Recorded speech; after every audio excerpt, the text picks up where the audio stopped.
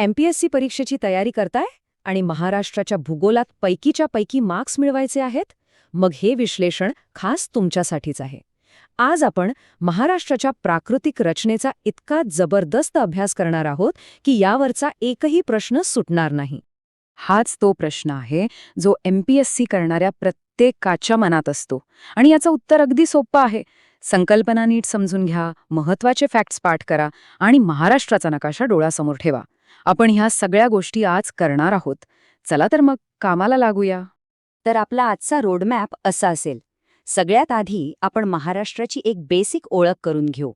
त्यानंतर कोकण, सह्याद्री आणि दख्खनच्या पठाराची सफर करू. आणि हो, सगळ्यात शेवटी एक मस्त रॅपिड फायर राऊंड सुद्धा आहे, जो परीक्षेसाठी खूप महत्त्वाचा ठरेल. महाराष्ट्राचे प्राकृतिक विभाग समजून घेण्याआधी काही बेसिक भौगोलिक शब्द समजून घेणं खूप गरजेचं आहे. म्हणजे पुढचा सगळा प्रवास अगदी सोपा होऊन जाईल. पहिली संकल्पना आहे गटपर्वत, ज्याला ब्लॉक माउंटन असंही म्हणतात. सोप्या भाषेत सांगायचं तर जमिनीच्या आतल्या हालचालींमुळे जेव्हा जमिनीचा एखादा मोठा ठोकळा वर उचलला जातो तेव्हा गटपर्वत तयार होतो. आणि याचं सगळ्यात उत्तम उदाहरण म्हणजे आपला सह्याद्री. हे लक्षातच ठेवा, सह्याद्री हा एक गटपर्वत आहे. आता दुसरी महत्वाची गोष्ट, रिया किनारा. हे काय असतं? तर जेव्हा समुद्राचं पाणी नदीच्या तोंडातून आतपर्यंत शिरतं तेव्हा असा नागमोडी दंतूर किनारा तयार होतो. आणि हो, आपली जी कोकण किनारपट्टी आहे ना, ती याच रिया प्रकारची आहे. आता हा नकाशा बघा. महाराष्ट्राची प्राकृतिक रचना मुख्यत्वे 3 भागांमध्ये विभागली आहे.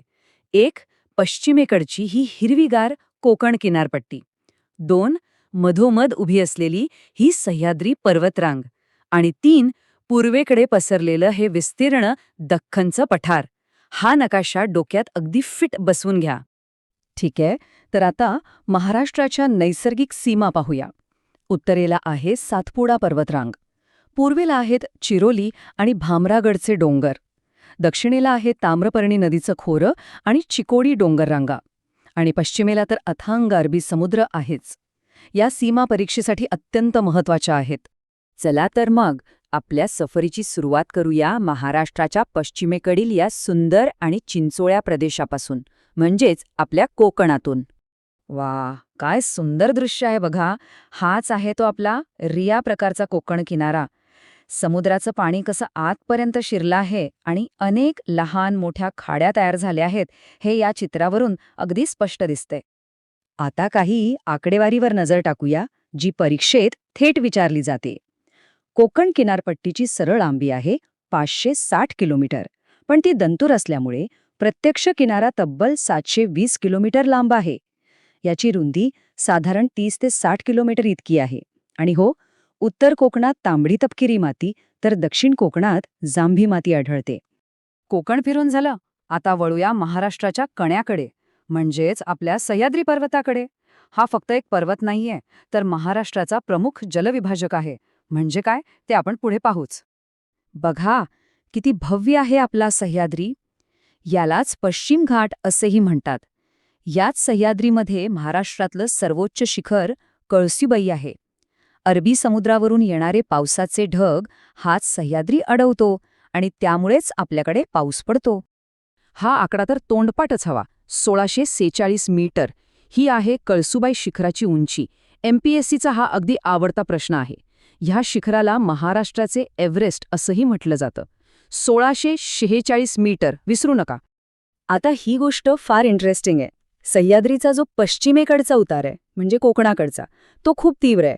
तर पूर्वेकडचा म्हणजे पठाराकडचा उतार मात्र मंद आहे. यामुळे होतं काय की पश्चिमेला प्रचंड पाऊस पडतो आणि पूर्वेकडचा भाग मात्र पर्जन्यछायेच्या प्रदेशात येतो, जिथे पाऊस खूपच कमी असतो. आणि आता आपण येतोय महाराष्ट्राच्या सगळ्यात मोठ्या प्राकृतिक विभागाकडे, दख्खनचं पठार. यालाच महाराष्ट्र पठार किंवा सोप्या भाषेत देश असंही म्हणतात. तब्बल 90%.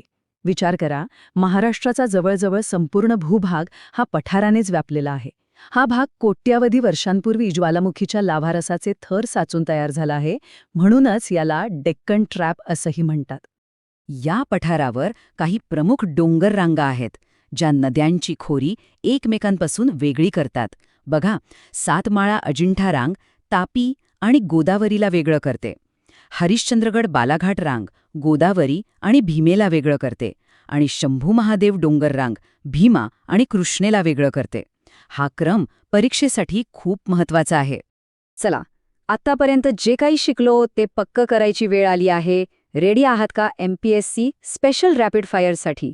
हा भाग परीक्षेसाठी सुपर इम्पॉर्टंट आहे, त्यामुळे पूर्ण लक्ष द्या. चला, फटाफट जोड्या लावूया.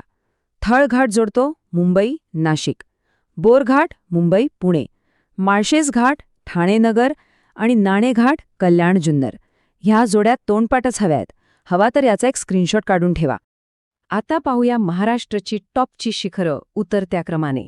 नंबर 1 ला Kalsubai 1646 metre, 2 number Salher 1567 metre, 3 number Harishchandragad 1424 metre आणि 4 नंबर तोरणा 1404 मीटर. हा क्रम आणि उंची दोन्ही पाठ करा. चला, पहिला प्रश्न एकदम सोपा आहे. मुंबईला पुण्याशी कोणता घाट जोडतो? पटकन विचार करा, आपण आत्ताच पाहिलंय. दुसरा प्रश्न, महाराष्ट्रातील सर्वोच्च शिखर कोणतं आहे आणि त्याची उंची आठवतेय का? हा प्रश्न तर अजिबात चुकायला नको. आणि हा शेवटचा प्रश्न तुमच्यासाठी. महाराष्ट्राची उत्तर सीमा कोणती पर्वतरांग तयार करते? पटकन या तिन्ही प्रश्नांची उत्तरं खाली कॉमेंट्समध्ये लिहा. बघूया कोणाकोणाची उत्तरं बरोबर येतात ते. तर महाराष्ट्राचे हे 3 प्राकृतिक विभाग लक्षात ठेवण्याची एक सोपी मास्टकी आहे KSP, म्हणजेच कोकण, सह्याद्री आणि पठार. किती सोपं आहे. आशा आहे की या विश्लेषणामुळे तुमचा अभ्यास नक्कीच सोपा झाला असेल. जर हे विश्लेषण आवडले असेल तर लाईक करा, आपल्या MPSC करणाऱ्या मित्रांसोबत शेअर करा आणि हो, सबस्क्राईब करायला अजिबात विसरू नका. भेटूया पुढच्या भागात.